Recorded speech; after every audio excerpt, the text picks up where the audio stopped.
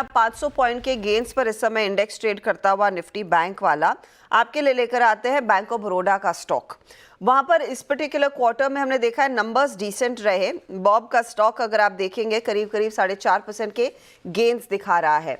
अब नंबर्स आपके सामने फटाफट से मैं रख देती हूँ। मुनाफे में 23% का इजाफा, ब्याज से आय में 7% की ग्रोथ और एसेट क्वालिटी भी थोड़ा सा सुधरता हुआ दिखाई दिया था।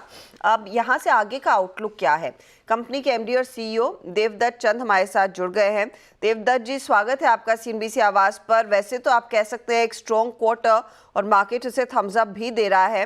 मैं आपसे सबसे पहले ये समझना चाहूंगी, यहाँ से आगे ग्रोथ की स्थिति क्या है? एसेट क्वालिटी में सुधार देखने को मिला है क्या और बेहतर होने के आसार है?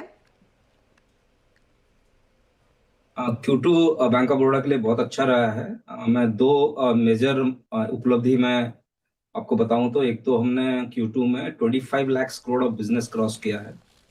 एट द सेम टाइम हमारा जो प्रॉफिट इस क्वार्टर रहा है सबसे ज्यादा रहा है।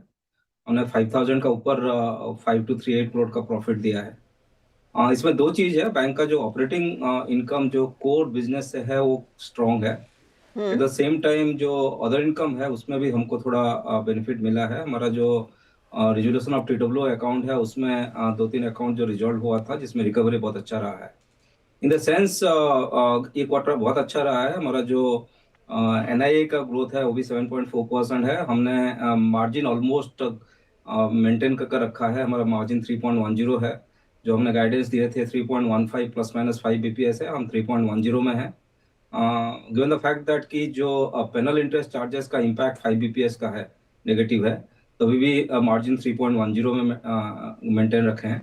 सो नेट टू नेट मैं सोचूंगा कि एक क्वार्टर बहुत अच्छा रहा है और हम आशा करते हैं आगे भी क्वार्टर्स में अच्छा करेंगे। आप कॉन्फिडेंट है कि आगे सिलसिला जारी रहेगा, लेकिन एक चीज है, कॉस्ट ऑफ डिपॉजिट को लेकर कई सारे बैंकों ने कहा है कि आगे वो बढ़त देखने को मिलेगी। इनफैक्ट इन्होंने अपने कॉस्ट ऑफ डिपॉजिट का गाइडेंस भी बढ़ाया है। आपके लिए Q2 कैसा रहा और क्या आप भी इस तरह के संकेत पढ़ रहे हैं कि कॉस्ट ऑफ क्रेडिट थोड़ा सा इंक्रीज होगा आगे? Cost of deposit if you look into हमारा जो Q2 ओवर Q1 में 6 बीपीएस का बढ़ा है। वैरेज Q1 ओवर मार्च जो लास्ट ईयर का मार्च क्वार्टर था उसमें फ्लैट था। थोड़ा कॉस्ट प्रेशर तो एक क्वार्टर में रहा है बिकॉज हमारा जो बल्क डिपॉजिट का कॉस्ट रहता है, हम पहले भी बोल रहे हैं कि बल्क डिपॉजिट हम डिपेंडेंसी कम करेंगे और उसका कुछ हद तक फायदा भी मिला है। बट आगे मैं जो देखता हूँ कॉस्ट ऑफ डिपॉजिट में अब ग्लोबली भी देखेंगे तो थोड़ा सब मार्केट में डिपॉजिट में मॉडरेशन रहा है और इस बार रेगुलेटर ने भी स्टांस चेंज किया है और मैं आशा करता हूँ कि Q3 का जो लेटर पार्ट ऑफ Q3 और Q4 में कॉस्ट मॉडरेशन होना चाहिए। दैट इज वो मेरा एक्सपेक्टेशन है। इन दैट सिनेरियो हमारा जो प्रोबेबल एस्टिमेट है, हम सोचते हैं कि जो cost of deposit current level है वो मेंटेन कर पाएंगे। हो सकता है मार्जिनली 2-3 बीपीएस का चेंजेस आ सकता है, बट हम एसेट साइड में उसको रिकवर करने के लिए पूरा कोशिश करेंगे। सो हमारा जो मार्जिन गाइडेंस है जो कि cost of return and cost से डिपेंड होता है, हमने उसको सेम रखा है। हमने 3.15 प्लस माइनस 5 बीपीएस। मैं फिर आपसे समझना चाह रही हूँ कि फिर इस पर्टिकुलर क्वार्टर में आपने कितने डिपॉजिट्स मोबिलाइज किए और सेकंड हाफ में क्या और पिकअप देखने को मिल सकता है? क्योंकि दिक्कत हर बैंक के लिए वही थी, ज्यादा डिपॉजिट ग्रोथ आ नहीं रही थी। नहीं, आपने सही बताया, कुछ चेंज तो आना चाहिए बिकॉज हमने इस बार डिपॉजिट गाइडेंस भी थोड़ा लोअर किया है, इसलिए कि हमारा जो Q1 और Q2 में जो डिपॉजिट का ग्रोथ है अराउंड 9% है, 9 और 9.5% है। हमारा पहले गाइडेंस था 10 to 12%, हमने उसको अभी 9 to 11 कर दिया बिकॉज देन Q3 Q4 में हमको 9.5 से ऊपर ग्रो करना है सो दैट ओवरऑल हम 10 to 11% का डिपॉजिट ग्रोथ में पहुंच पाए। डिपॉजिट मार्केट में पहले भी हमने बात कर चुके हैं और मीडिया में आता है कि जो सेवर्स है पर्टिकुलरली उनका अल्टरनेट जो इन्वेस्टमेंट है उसमें थोड़ा प्रेफरेंस चेंज हो रहा है। पर्टिकुलरली हमारा जो कासा पॉकेट्स बहुत स्ट्रांग है उसमें भी थोड़ा कासा ग्रोथ लोअर है। सो ये तो मार्केट सिचुएशन है जो कि मैं सोचता हूँ कि सम पॉइंट ऑफ टाइम ये जो प्रेफरेंस का चेंज है वो भी चेंज होना चाहिए बिकॉज मार्केट में हमेशा जो risk on risk of kind of sentiment चलता है जिसमें कि कभी डिपॉजिटर इक्विटी का तरफ जाते हैं, कभी डेट की तरफ जाते हैं। तो ये दोनों सिनेरियो को लेकर मैं सोचता हूँ कि जब बिजी सीजन में हमने आ चुके हैं जिसमें कि थोड़ा स्पेंडिंग भी बढ़ता है, लिक्विडिटी पोजीशन हमने मंथ टू मंथ देख रहे हैं। अक्टूबर जो सिस्टम लिक्विडिटी का जो मेजरमेंट है, अक्टूबर सितंबर से बेटर था, सितंबर अगस्त से बेटर था। तो मेरा ख्याल है कि थोड़ा डिपॉजिट में ग्रोथ आना चाहिए। ओके, डिपॉजिट्स आप होप कर रहे हैं कि थोड़ा सा पिकअप करेंगे। आपने ऑफ कोर्स क्योंकि कहा कि आपने अपना गाइडेंस थोड़ा सा चेंज या ट्रिम किया है डिपॉजिट ग्रोथ के लिहाज से, क्या स्लिपेजेस में भी गाइडेंस बदल रहे हैं? मार्जिन आउटलुक आपका FY25 के लिए कैसा रहेगा, या फिर जो स्टेडीनेस है वो अचीव कर पाएंगे? नहीं, हमने वही मेंटेन किया है, जो नेट इंटरेस्ट मार्जिन को 3.15 प्लस माइनस 5 बीपीएस में ही रखा है। बिकॉज उसके लिए हमने जो ग्रोथ गाइडेंस में थोड़ा ट्विकिंग किया है, एक पर्पस नीम को कैसे मेंटेन करें वो भी हमारा ऑब्जेक्टिव है।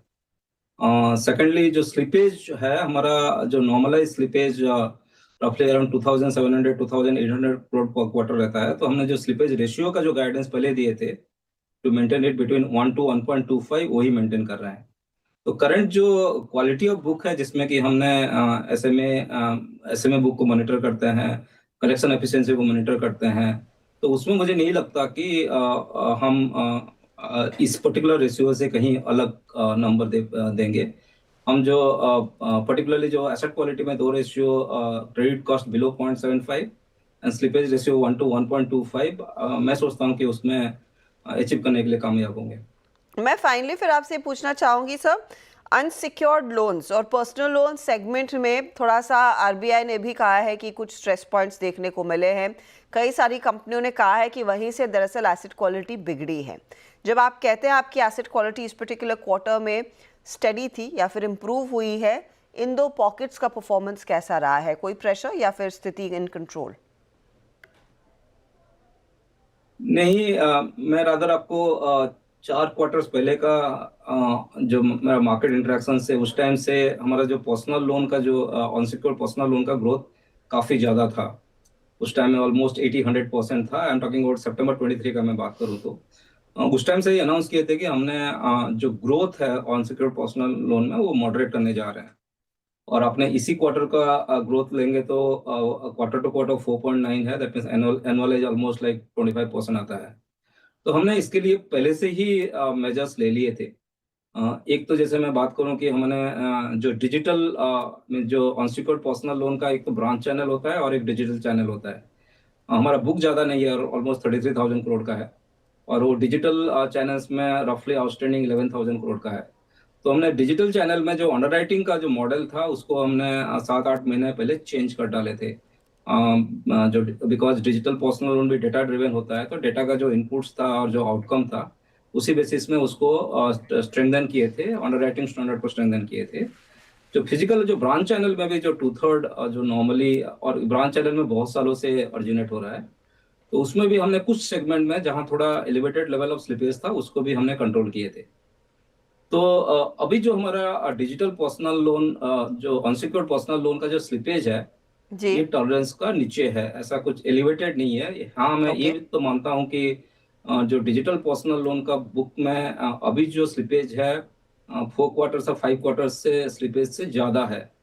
Suppose at that time 100 crore slippage था ऑन द बुक, देन अभी अराउंड 250 करोड़ का स्लिपेज है।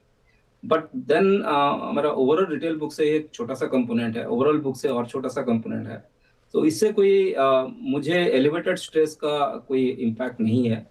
एट द सेम टाइम इस बुक को कैसे रिफाइन करें टाइम टू टाइम, वो भी कोशिश कर रहे हैं। तो डिजिटल पर्सनल लोन में जो इंडस्ट्री ट्रेंड रहा है, थोड़ा एडिशनल स्लिपेज रहा है, बट हमारे लिए कोई कंसर्न का बात नहीं है। बहुत बहुत शुक्रिया हमारे लिए समय निकालने के लिए। एक बार स्टॉक स्क्रीन पर लेकर आते हैं क्योंकि ये commentary I am sure market को रास आई है, नंबर्स तो डेफिनेटली रास आए हैं और कॉन्फिडेंट है मैनेजमेंट आगे ग्रोथ को लेकर 5% के गेन्स। चले लेंगे एक ब्रेक, आगे एक